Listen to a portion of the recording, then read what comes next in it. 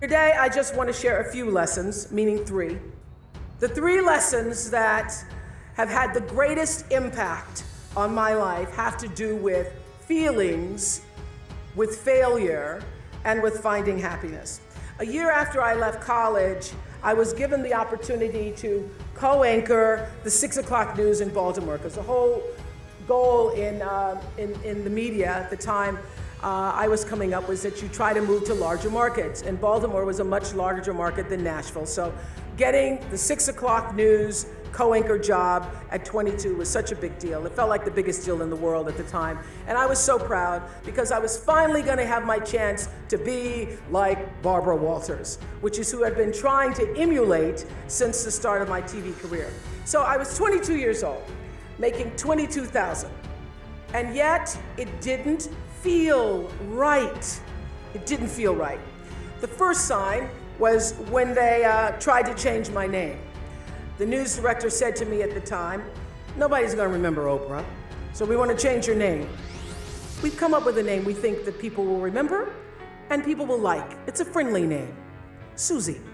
But my name wasn't Susie, and I'd grown up not really loving my name, because when you're looking for your little name on the lunch boxes and the license plate tags, you're never gonna find Oprah. So I grew up not loving the name, but once I was asked to change it, I thought, well, it is my name, and do I look like a Susie to you? So I thought, no, it doesn't feel right. I'm not gonna change my name, and if people remember it or not, that's okay. And then they said they didn't like the way I look. This was in 1976, where your boss could call you in and say, "I don't like the way you look." So I was juggling these messages of expectation and obligation and feeling really miserable with myself. I'd go home at night and fill up my journals, because I've kept a journal since I was 15, so I now have volumes of journals. So I'd go home at night and fill up my journals about how miserable I was and frustrated, and then I'd eat my anxiety. That's where I learned that habit. And after 8 months, I lost that job. They said I was too emotional, I was too much.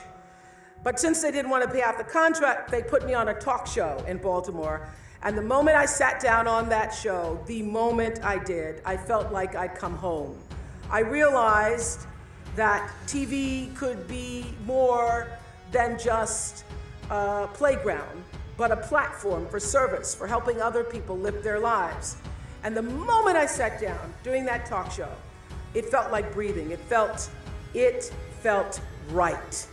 And that's where everything that followed for me began. And I got that lesson. When you're doing the work you're meant to do, it feels right. And every day is a bonus, regardless of what you're getting paid. And how do you know when you're doing something right? How do you know that? It feels so. What I know now is that feelings are really your GPS system for life. When you're supposed to do something or not supposed to do something, your emotional guidance system lets you know. The trick is to learn to check your ego at the door and start checking your gut instead. Every right decision I've made, every right decision I've ever made has come from my gut.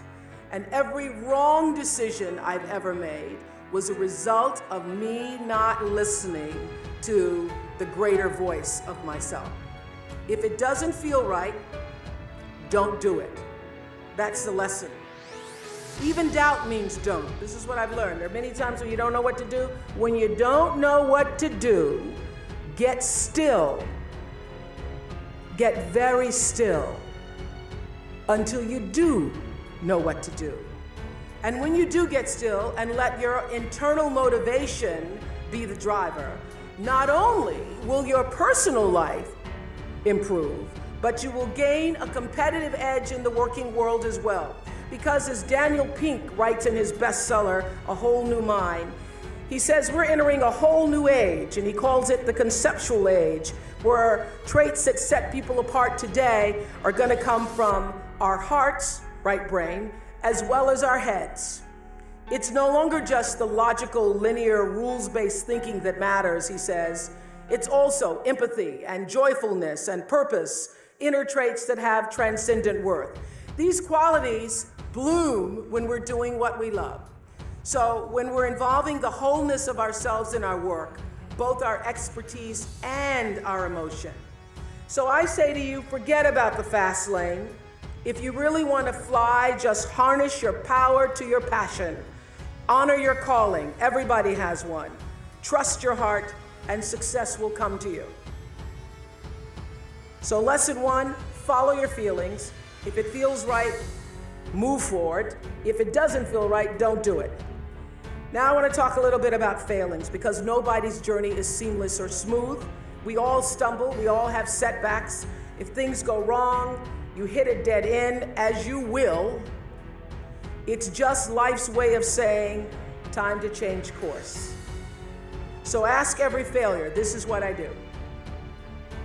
Every failure, every crisis, every difficult time, I say, what is this here to teach me? And as soon as you get the lesson, you get to move on. If you really get the lesson, you pass and you don't have to repeat the class. If you don't get the lesson, it shows up wearing another pair of pants or skirt to give you some remedial work. And what I found is that difficulties come when you don't pay attention to life's whisper, because life always whispers to you first. And if you ignore the whisper, sooner or later, you'll get a scream. Whatever you resist persists, but if you ask the right question, not why is this happening, but what is this here to teach me? What is this here to teach me? It puts you in the place and space to get the lesson you need. My friend Eckhart Tolle, who's written this wonderful book called A New Earth, it's all about letting the awareness of who you are stimulate everything that you do. He puts it like this. He says, don't react against a bad situation, merge with that situation instead, and the solution will arise from the challenge. Because surrendering yourself doesn't mean giving up, it means acting with responsibility. Okay, many of you know that, as President Hennessy said, I started this school in Africa. And I founded the school where I'm trying to give South African girls a shot at a future like yours. And I spent 5 years making sure that school would be as beautiful as the students.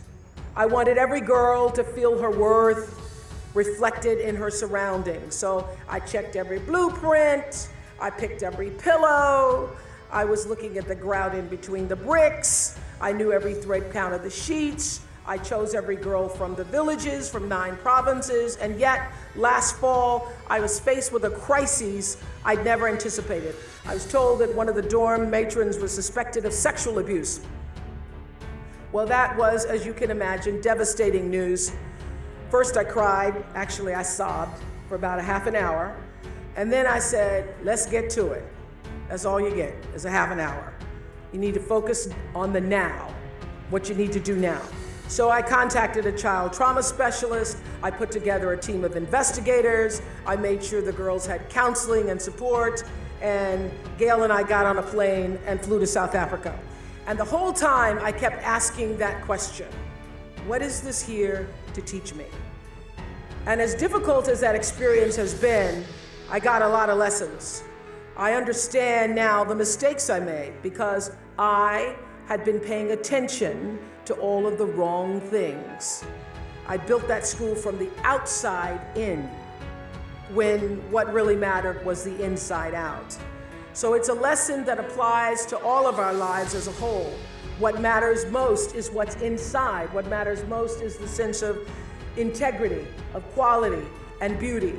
I got that lesson.